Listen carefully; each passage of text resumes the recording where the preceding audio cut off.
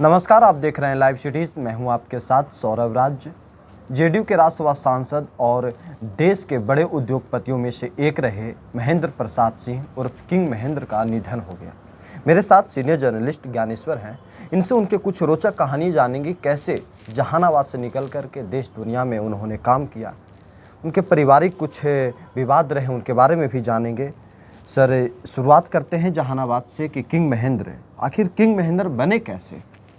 देखिए सौरभ, महेंद्र प्रसाद जी सफलता की एक मिसाल थे, अब तो रहे नहीं जी। और जो उनकी प्रारंभिक जिंदगी है वह जिंदगी बहुत ही सामान्य परिवार की है, जैसा आपने जहानाबाद जिले की बात कही जी।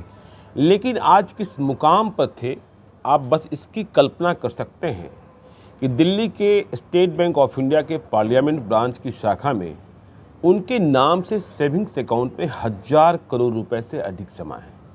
इनका उत्तराधिकारी कौन होगा, क्योंकि परिवार में विवाद है जी। यह समझने की बात है। और इस बात को लेकर भी चर्चा होती रही कि वे जेडीयू को कितना पैसा देते हैं। देखिए, मैं किसी काले धन की बात नहीं कर रहा जी।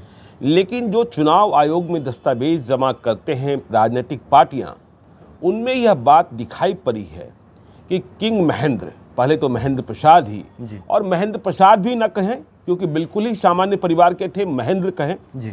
पहले तो जिंदगी गुमनाम हो गई थी, वह भी कहानी आपको बताएंगे। तो किंग महेंद्र पिछले कई वर्षों से जी।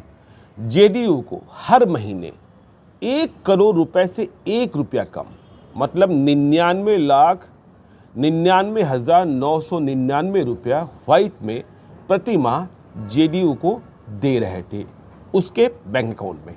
तो आप समझ सकते हैं जी।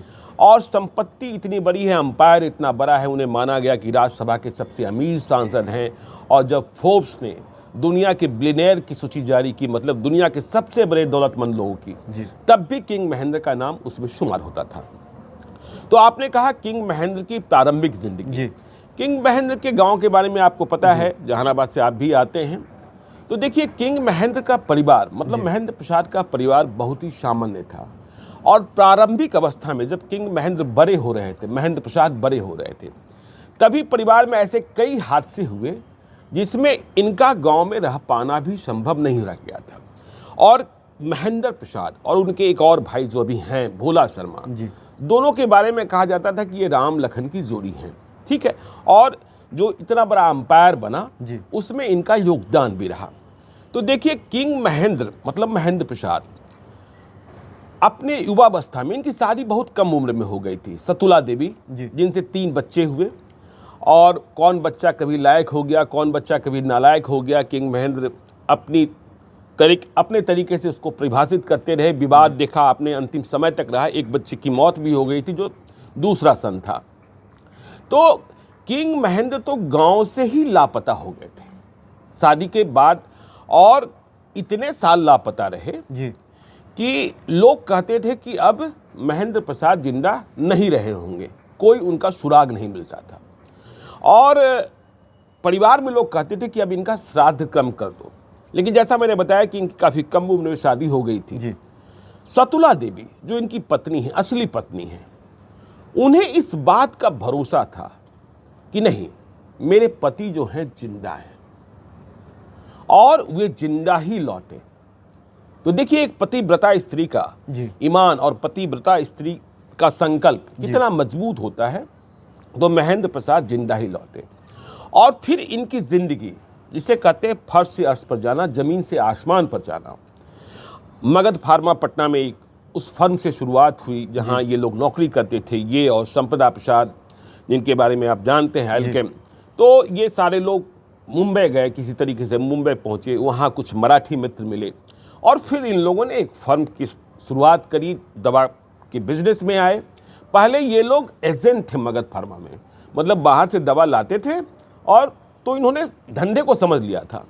फिर दोनों कंपनियां अलग अलग हुई, अल्केम और एरिस्टो अलग अलग हुई। फिर ये तो आगे ही बढ़ते चले गए, महेंद्र प्रसाद से किंग महेंद्र हो गए और फिर ये सांसद भी बने। देखिए, सांसद बनना बस इनकी एक जिद थी। और जब ये पहली बार सांसद बने थे जहानाबाद से, इन्होंने चुनाव भी लड़ा, इसके बाद तो लगातार राज्यसभा सांसद। और ये कहा करते थे कि मैं आजीवन सांसद रहूंगा। अब मुझे कोई सांसद के पद से हटा नहीं सकता है, चाहे मैं किसी पार्टी से जाऊं, चाहे मैं राष्ट्रपति के द्वारा मनोनीत हूं। तो आपने देखा कि ये आजीवन सांसद रह गए। और जो सफदरगंज, दिल्ली के सफदरगंज में इनका बंगला दिल्ली के सफदरगंज में है ना, जब ये पहली बार सांसद बने थे, दौलत तो इनके पास आ ही गई थी। तो पहली बार सांसद, देखिए ये बात होगी 80s की, मतलब 85-86 की बात होगी मुझे लगता है। तभी इन्होंने अपने बंगले पर, सरकारी बंगले पर, सांसद 5 साल के लिए चुना जाता है, राज्यसभा का सांसद बनता है तो 6 साल के लिए बनता है। तो पहली बार ही इन्होंने अपने बंगले पर 2-3 करोड़ रुपए, उस जमाने में बहुत बड़ी राशि होती थी, खर्च कर दिया था। तो इनके जो शुभचिंतक थे वो पूछा करते थे कि आप इतनी बड़ी राशि खर्च कर रहे हैं, यदि आपको बाहर जाना होगा तो मलाल नहीं होगा। तो महेंद्र प्रसाद कहते थे कि मैं अब बाहर कहाँ जा रहा, अब तो मैं यहाँ आ गया तो बाहर नहीं जाऊंगा, बाहर नहीं जाएंगे। तो और देखिए कैसे कैसे राजनीतिक जो इनकी जिद थी, मैं एक बहुत करीब से मैंने देखा है क्योंकि मैं जानता भी था। 2000 साल 2000 का चुनाव हुआ था और लालू यादव कांग्रेस के साथ सरकार बनाने की ओर आगे बढ़े थे। विधानसभा चुनाव की समाप्ति के तुरंत बाद राज्यसभा का चुनाव होना था। इसके पहले किंग महेंद्र कांग्रेस के सांसद थे राज्यसभा में, लेकिन कांग्रेस के पास इतने विधायक जीत कर नहीं आए थे कि वे दोबारा किंग महेंद्र को राज्यसभा में पहुंचा सकें। और अभी प्रक्रिया चल ही रही थी, नीतीश कुमार मुख्यमंत्री बनेंगे, रहेंगे, नहीं रहेंगे, लालू यादव दोबारा बनेंगे, बने भी लालू यादव दोबारा, नीतीश कुमार बहुमत नहीं साबित कर पाए थे। और उसी दरमियान बिहार के तमाम बाहुबली, जिन्हें हम जेल बर्ड्स कहते थे, सूरजभान सिंह, राजन तिवारी, जितने बाहुबली थे वो चुनाव जीत कर आए थे। तो इन्हें राज्यसभा का चुनाव लड़ना था और राज्यसभा का चुनाव लड़ने के लिए, नामांकन का पर्चा भरने के लिए कांग्रेस का टिकट मिलना नहीं था, कांग्रेस अपने बूते भेज नहीं सकती थी। तो राज्यसभा का पर्चा भरने के लिए 10 विधायकों का प्रस्तावक होना जरूरी होता था। प्रस्तावक वोट दे न दे ये दूसरी बात है, लेकिन नामांकन के पर्चे पर 10 विधायक प्रस्तावक बनते थे। अब सवाल ये हुआ कि जब कोई पार्टी टिकट दे ही नहीं रही है तो इनका नामांकन का पर्चा कैसे भरा जाएगा। तो ये जितने बाहुबली थे, आप जानते हैं किंग महेंद्र जाति से भूमियार थे, और तो रातों रात कई बाहुबलियों ने इनके नामांकन के पर्चे पर रात में जेल के भीतर साइन किया था। और यह संशय ही था कि क्या होगा आगे, उतने विधायक जुटेंगे भी कि नहीं जुटेंगे। कोई लालू यादव से बातचीत हो रही है, क्या हो रहा है, नहीं हो रहा है। अंतिम में रात को 2 बजे के बाद यह भी प्रयास शुरू हुआ कि ठीक है, आरजेडी के ही कुछ विधायकों का हस्ताक्षर ले लिया जाए, उन्हें कुछ नेक दे करके, उन्हें कुछ दक्षिणा दे करके वोट देने की गारंटी थोड़े है। तो आप पहले हमें नामांकन का पर्चा तो भरने दीजिए। रात 2 बजे तक ये प्रक्रिया चल रही थी। सुबह 8 बजे मीडिया में खबर आती है कि किंग महेंद्र आरजेडी के प्रत्याशी हो गए। मतलब लालू यादव, हाँ, मतलब लालू यादव ने किंग महेंद्र को आरजेडी का प्रत्याशी घोषित कर दिया। तो ये तो आश्चर्य वाली बात थी। तो किंग महेंद्र के बारे में कहा जाता था कि वो पार्टी ही खरीद लेते हैं। ठीक है, तो देखिए आरजेडी से एमपी बन गए। अब आइए 2006 में इन्हें दोबारा बनना था। 2005 में नीतीश कुमार बिहार में निर्णायक लड़ाई लड़ रहे थे लालू यादव के खिलाफ। चुनाव कई चरणों में चल रहा था और चुनाव के 20 चरणों में ही जॉर्ज फर्नांडिस साहब ने नीतीश कुमार से हाथ खींच लिया था। देखिए, नीतीश कुमार के पास पैसे नहीं होते हैं, तब भी पैसे नहीं होते थे। तो चुनावी खर्चे, जो बड़ी धनराशि का खर्च होता है, इसकी व्यवस्था की जिम्मेदारी जॉर्ज फर्नांडिस साहब के पास थी और जॉर्ज फर्नांडिस साहब नाराज हो गए थे। तो बीच चुनाव में ही नीतीश कुमार की पार्टी के समक्ष बहुत बड़ा धन संकट पैदा हो गया था और किंग महेंद्र आरजेडी के एमपी थे। अब पैसा कहां से आए? तो उस दौरान जिन कुछ लोगों ने आरजेडी के एमपी रहते हुए किंग महेंद्र ने नीतीश कुमार की मदद करी थी और कहा यह जाता है कि पहल ललन सिंह ने कराई थी। जो कुछ लोग मदद करने वाले थे, जिसमें किंग महेंद्र, सबसे बड़ी धनराशि, कुछ लोग 10 करोड़ रुपए की बात करते हैं, कुछ लोग और भी बड़ी राशि की बात करते हैं कि लालू यादव के साथ रहते हुए लालू यादव की सत्ता को उखाड़ने के लिए नीतीश कुमार की मदद की है चुपके से। दूसरे सांसदों में अजीत सिंह के बारे में बात होती थी, उन्होंने मदद पहुंचाई। दिग्विजय सिंह के बारे में कहा जाता है, संजय झा के बारे में कहा जाता है कि अरुण जेटली के मार्फत इन लोगों ने नीतीश कुमार को मदद की। खैर अजीत सिंह तो साथ ही थे, दिग्विजय सिंह साथ ही थे। तो यह धनराशि इन्होंने पहुंचाकर जी यह तय कर लिया था कि 2006 में हमें आरजेडी से टिकट की जरूरत नहीं है। तो 2005 में उस धनराशि से नीतीश कुमार को चुनाव लड़ने में मजबूती मिली, जो अंतिम समय में काम आया। और इसके बाद 2006 में ये राज्यसभा पहुंच गए जेडीयू से। तो आपने देखा कांग्रेस से भी, आरजेडी से भी, जेडीयू से भी, जो वे कहते रहे कि मैं आजीवन इस बंगले में आ गया हूं, तो यहां से निकलूंगा नहीं निकले। अब उनकी सब यात्रा ही यहां से निकलेगी। तो ये मतलब उनका जो कैनवास था। और देखिए, अब आप कहेंगे दिल्ली रहते हुए बिहार बहुत कम आना जाना होता था। तो एरिस्टो कितनी बड़ी कंपनी बन गई, आपको पता है, कितने हजार करोड़ की कंपनी बन गई। जहानाबाद को किंग महेंद्र ने कभी भूला नहीं। और एक बात और थी कि देश भर में एरिस्टो में जितने आपको सेल्स एग्जीक्यूटिव मिलेंगे या दूसरे मिलेंगे, उनमें मैक्सिमम आपको बिहारी मिलेंगे। मतलब बिहारियों को इन्होंने अपनी कंपनी में बहुत बड़ी संख्या में नौकरी भी दी। बिहार में फैक्ट्री नहीं लगाई, इस बात को लेकर निंदा होती रही। अब क्यों नहीं लगाई ये अलग बात है, लेकिन देश भर में बिहारियों को नौकरी दी। और बिहारियों में भी ये अपनी जाति के लोगों को ज्यादा पसंद करते थे, भूमियारों को प्राथमिकता, को नौकरी दिया। हाँ, भूमियारों को प्राथमिकता देते थे। दूसरी बात, जो जहानाबाद में लोग इनसे जुड़े रहे, देखिए जहानाबाद की हर बात में इनकी दिलचस्पी रहती थी और मददगार भी थे। किंग महेंद्र के बारे में एक बात कही जाती थी कि यदि आप उनके पास मदद मांगने पहुंचे हैं तो वे मदद करेंगे जहानाबाद के लोगों को, लेकिन नगदी मदद करने से बचते थे। जैसे आपने कह दिया कि मेरे घर में शादी है, श्राद्ध है, मुझे घर बनाना है, तो एरिस्टो इतनी बड़ी कंपनी हो चुकी थी कि एरिस्टो कंपनी की ओर से कोई आदमी डिप्यूट कर दिया जाता था कि ये आदमी यहाँ खड़ा रहेगा और ये आपका सारा काम संपन्न करा देगा जो जिम्मा दिया गया है। मतलब इसके पीछे तर्क ये था कि नगदी देकर हम आदत नहीं बिगाड़ना चाहते हैं। ठीक है ना? तो ये तर्क था। लेकिन आपने यह भी देखा कि जिंदगी के अंतिम वर्षों में जिंदगी कितनी खराब हो गई किंग महेंद्र की। पारिवारिक की समस्या भी कुछ आ गई। देखिए, बीच में तो मतलब उन्हें झटका लगा कि एक बच्चे की मौत हो गई, जो उनका दूसरा बच्चा था, बहुत ही होनहार बच्चा था।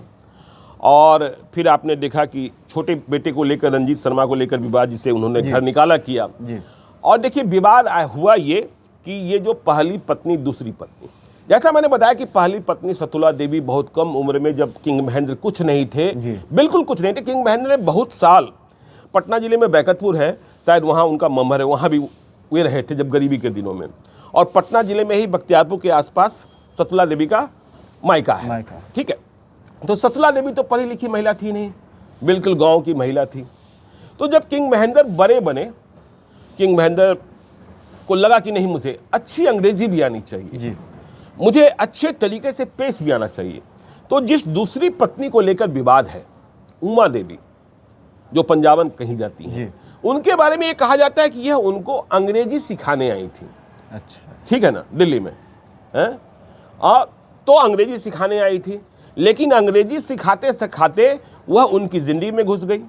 सतुला देवी पुराने जमाने की औरत थी, वो घर से बाहर हो गई।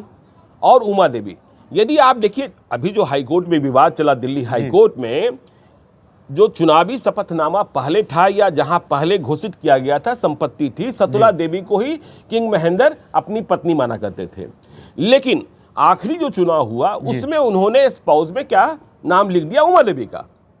फिर इनके घर के भीतर महाभारत हुआ, और इनके घर के भीतर भोला शर्मा, जो इनके भाई हैं, वही एक सेतु हैं, जो किंग महेंद्र यदि राजनीति में भी रमे रहे तो उन्होंने कंपनी को बड़ा करने में बड़ी भूमिका निभाई। फिर जो इनके बड़े बेटे हैं राजीव शर्मा, रंजीत पर तो, छोटे पर तो भरोसा ही नहीं रहा, क्योंकि उसकी संगति कुसंगति पर किंग महेंद्र हमेशा नाराज रहे।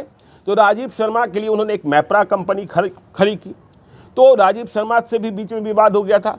लेकिन आपने देखा कि जिंदगी अंतिम समय में ऐसी नरक बन गई कि इसमें कोर्ट कचहरी, पुलिस, मुकदमा, सब कुछ हो गया। कौन घर के भीतर रहेगा, कौन घर के बाहर रहेगा, उमा देवी की क्या हैसियत होगी, सतुला देवी की क्या हैसियत होगी। सतुला देवी को कैद करके रखा गया है। दिल्ली हाईकोर्ट को तय करना पड़ा कि कौन देखभाल करेगा, क्योंकि किंग महेंद्र बहुत लंबे समय से बीमार चल रहे थे और मेमोरी लॉस भी हो गया था। हाँ, मेमोरी लॉस भी हो गया था।